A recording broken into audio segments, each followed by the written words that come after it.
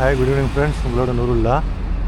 துபாயில் உள்ள அல் வர்க்கா அப்படிங்கிற ஒரு பகுதியில் நின்றுட்டுருக்கேங்க. அல் கபாயில் அப்படிங்கிற ஒரு சின்னதாக ஒரு ஹைப்பர் மார்க்கெட், அதாவது 1லேருந்து 10 திரகம் வரைக்கும் உள்ள மலிவு விலை பொருட்கள் உள்ள வீட்டு உபயோகப் பொருட்கள் உள்ள ஒரு கடை.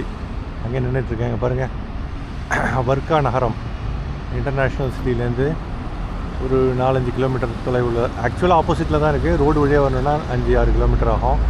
பாருங்கள், சுறுசுறுப்பாக இயங்கிக்கிட்டு இருக்கேன். மணி ஒரு இரவு 10:30ங்க. ஈவினிங், ஒரு லேட் ஈவினிங் டைம், வீக்கெண்டு. எவ்வளோ அமைதியாக அழகாக இருக்குது. ரோட்ஸ்லாம் வந்து நல்லா சுறுசுறுப்பாக இயங்கிக்கிட்டு இருக்கு. ஏன்னா வார இறுதிங்கிறதுனால 10:30, அதாவது ஒரு மிட் நைட் 1-2 மணி வரைக்கும் ஃபுல்லாக பிஸியாக தாங்க இருக்கும். சரிங்களா? வாங்க, நம்ம அப்படியே கொஞ்சம் ஜூம் அவுட் பண்ணிக்கிறேன். ஓகே, அப்படியே ஒரு வாக்கிங் போவோமா? ஒரு சில சிந்தனைகளை உங்களோட ஷேர் பண்ணேன். ஒரு சின்னதாக வாக்கிங் போகலாம். பக்கத்தில் இங்கே சாப்பிட்டு வந்த பிறகு ஒரு சின்னதாக வாக்கிங் போயிட்டு போகலாம் அப்படின்னு சொல்லிட்டு. ஒரு வீக்கெண்டுங்கிறதுனால ஒன்றும் பிரச்சனை இல்லை. இல்லாட்டி நார்மலாக 10:30 மணிக்கெலாம் படுத்துருப்பேன். ஆக்சுவலாக 9-9:30க்கெலாம் கடையை சாத்திடுறது. ஏன்னா அடுத்த நாள் டியூட்டி இருக்கும், ஏர்லி மார்னிங் எழுந்திரிக்கணும். ஸோ இன்றைக்கி வெள்ளிக்கிழமை, வார இறுதி, அடுத்த 2 நாட்கள் லீவுங்கிறதுனால கொஞ்சம் ரிலாக்ஸேஷன், லேட் நைட் தூக்கம். இன்றைக்கும் நாளைக்கும், நாளை மறுநாள் பேக் டு த பெவிலியன்.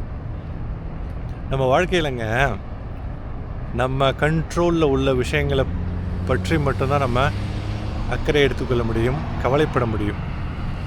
நம்ம கண்ட்ரோலில் இல்லாத விஷயங்களை பற்றி கவலைப்பட்டு பிரயோஜனம் இல்லை. இது லாஜிக்கலான ஒரு திங்கிங் தான், இல்லைங்களா?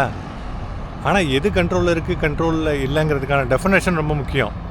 உதாரணத்துக்கு, நம்ம ஒரு இடத்துல போயிட்டுருக்கோம், நம்ம கரெக்டாக தான் ட்ரைவ் பண்ணுறோம். அந்த இடத்துல ஒரு வண்டி 2 வீலர் ட்ரைவ் பண்ணிவிட்டு போயிட்டுருக்கோம்.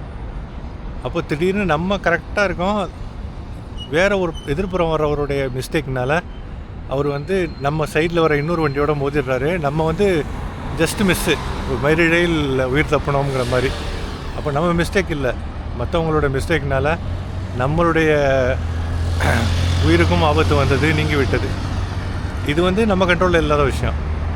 இதுவே நீங்கள் உதாரணத்துக்கு வந்து உங்களுக்கு சுகர் இருக்குது, நீங்கள் சுகர் சாப்பிடக்கூடாது, சுகர் உள்ள ஐட்டம்ஸ் என்னால் கண்ட்ரோல் பண்ண முடியல, சுகர் உள்ள ஐட்டம்ஸ்லாம் ஆர்வமாக இருக்குன்னு தின்னுட்டேன்னு சொன்னால் அது கண்ட்ரோலில் இல்லாத விஷயம்னு சொல்லக்கூடாது.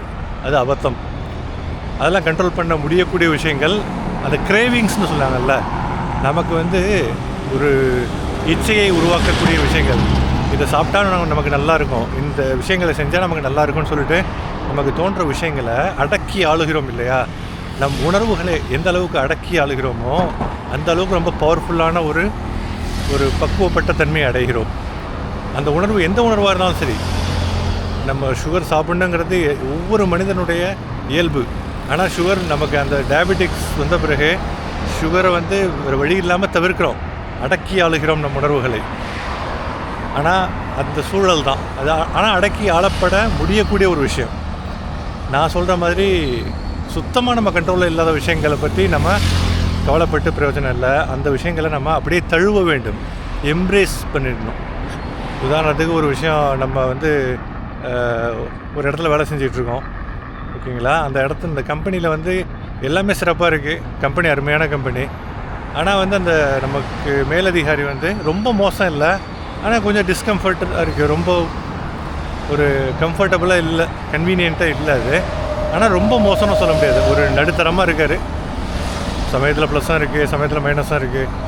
வேறு வழி இல்லாமல் அடுத்த ஜாப் கிடைக்கிற வரைக்கும் நம்ம ஓட்டி தான் ஆகணும். அடுத்த ஜாப் தேட ஆரம்பிக்கிறோம். இன்னும் ஒரு தர்ம சங்கடமாக இருக்குது, அடுத்த ஜாப் தேட வேண்டிய அவசியமே இல்லைன்னு கூட நம்ம நினைக்கிறோம். ஏன்னா 50-50 தான், இதை வச்சு ஓட்டக்கூட முடியும். அப்போது இந்த விஷயத்தில் நம்ம கண்ட்ரோலே இல்லை. ஏன்னா இன்னொருவனுடைய குணாதிசயங்களை நம்ம மாற்ற முடியாது, நம்ம குணாதிசயங்களை நம்ம மாற்ற முடியல, அடுத்தவங்களுடைய குணாதிசயங்களை எப்படி நம்ம மாற்ற முடியும்?